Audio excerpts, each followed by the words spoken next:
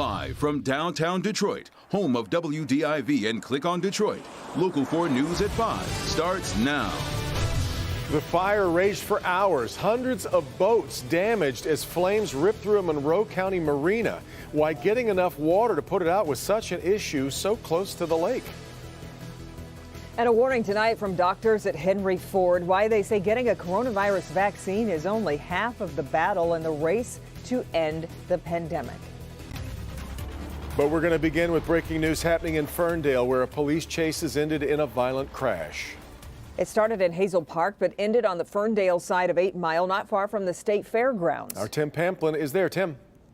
This high-speed chase coming to a crashing end here along 8 Mile near the state fairgrounds. That white Sonata, the target of the police this afternoon. Hazel Park police had that vehicle pulled over for a traffic violation. That's when the driver took off at high speed, wrecking out here near the state fairgrounds. After the wheels started flying off the vehicle, the man ran across the street but was promptly taken into custody. His passenger took off into the neighborhood. Ferndale are looking for him right now. Now, 2 innocent drivers were sitting at the traffic light here when that driver came screaming through here.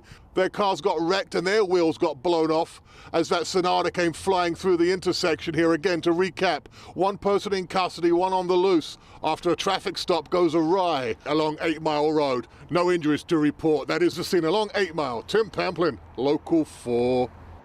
Tim, our other top story tonight, the smoke could be seen for miles around as fire ripped through one of Monroe County's largest marinas. Happened early this morning at the Safe Harbor Toledo Beach Marina in LaSalle. Hundreds of boats damaged as the fire burned for hours. Grant Herms was at the marina as the investigation into what caused it gets underway.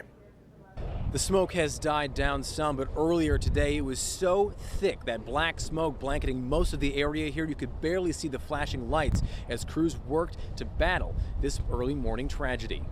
Large explosions. The fire caught in this video on social media, viewed more than 120,000 times just before the building collapses. Aerial video showing the thick black smoke pouring from the newly opened roof, each hotspot a boat melting in the heat of the blaze. Hundreds would be an understatement. I know there's at least 100 gas powered boats and then a lot of sailboats as well. The call came in just before 7 a.m. as crews worked to knock down the flames. Boat owners, families and friends watched in horror from hundreds of yards away. Authorities keeping them back as crews worked. Our phones just started going crazy about 6:45, 7 o'clock. With our boat being in the building right next to it, we got here as fast as we could. While thankfully no one was hurt, many lost years, even decades of work and memories. I'm nervous, Rock. I mean, it's our family's boat. It's been with us for, 12 years. Above this fire right now, which has been burning for quite a while, we're not quite sure yet what started right now. We're hearing that it may have been an accident while refueling some kind of boat, but we're not quite sure what's happening here. There are a lot of people out here, but we are being blocked from getting down there. We'll continue to get as many details as we can while we're down here in LaSalle. But for now, in LaSalle, Grant Herms, Local 4. Okay, Grant. Now to today's coronavirus numbers, and they continue to climb as we head through the week. 8,689 new cases in the past 24 hours.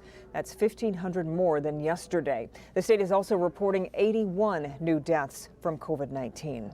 The first COVID-19 vaccine could potentially be rolling out to the states late next week, but local health system leaders are voicing concern about recent polls that suggest many people may be reluctant to get it. Yeah, in a briefing today, Henry Ford's chief clinical officer, Dr. Adan Mankara, said addressing those concerns is a top priority.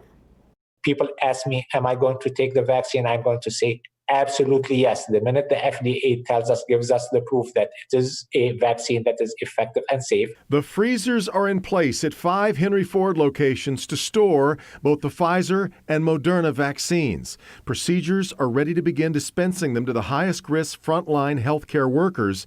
But there is a concern many in the community will be hesitant to get the vaccine. We do not minimize, I would say, the distrust that has been built over the past probably years, but also months with respect to COVID and how we've treated COVID.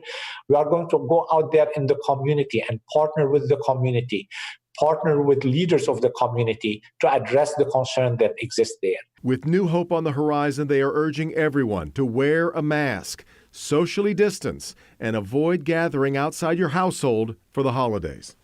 It is very hard to be facing a holiday season when we are not able to sit together around the table, celebrate together. We have seen people who have sat in the hospital and told us, please do not let me die. I was a fool by not wearing a mask or by not social distancing. These are real life stories. We've lost lives. We've lost lives among friends, among staff, among community members, among family members to COVID. This will be over. We'll get over it, but we still have some work to be done. Dr. Makara says there are no plans right now to mandate the vaccine for frontline workers at Henry Ford. They are relying on the science to be sufficient encouragement. We have made it to Friday, and it's been a pretty cloudy one for the most part.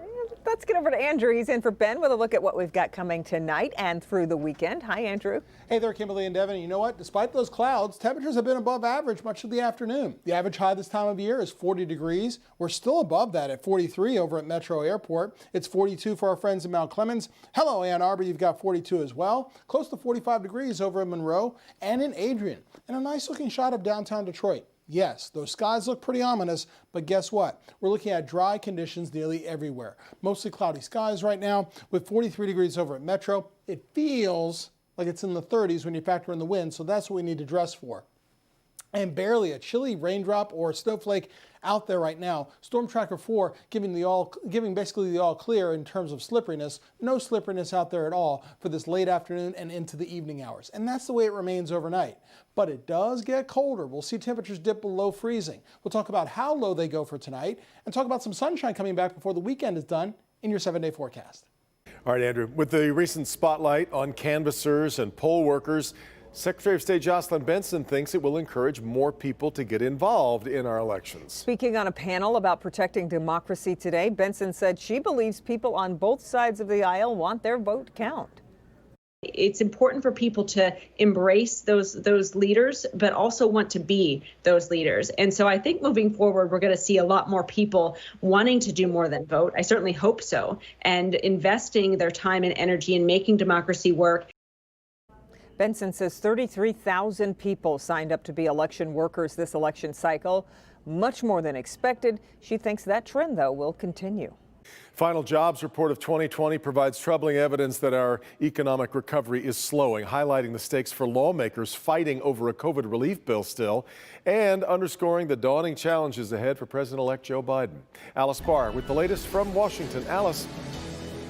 Devin, President-elect Biden speaking out this afternoon, reacting to the jobs news. He is pushing for Congress to take immediate action to help the millions of Americans who are out of work and at risk of losing homes and businesses. In the clearest sign yet of a faltering recovery, the U.S. economy added just 245,000 jobs in November, close to half the gains economists had predicted, and by far the lowest number since the recovery began. President-elect Joe Biden calling the report grim. But it doesn't have to stay that way. If we act now, we can begin to regain momentum and start to build back a better future. With federal benefits set to expire at the end of the month, struggling workers are demanding that Washington do its job. Get us back on our feet. We can do this. And I'm just looking for a little help. They need to understand that we have bills to pay for. We struggle. On Capitol Hill, stalemate is giving way to optimism over a new COVID relief bill, focusing on a $900 billion bipartisan compromise that includes money for small businesses and unemployment, but no stimulus checks. Unemployed, your business is going bankrupt, you're in a food line, we're helping you. House Speaker Nancy Pelosi framing it as a bridge to more assistance under the incoming Biden administration. I don't want the Republicans to think that that this is a dream come true. It is not, but it is a path forward. COVID relief is likely to attach to a larger federal funding bill, and with the deadline to prevent a government shutdown looming 1 week from today, lawmakers are promising to make a deal. President Trump said yesterday that he would sign a new COVID stimulus package into law. In Washington, Alice Barr, Local 4. All right, Alice, lawmakers are expected to work through the weekend, hoping to get a deal and sign off on a spending bill to avert a government shutdown by the end of next week. The feds hope this case makes others think twice. News tonight, the Local 4 defenders are taking you inside the takedown of a human trafficker.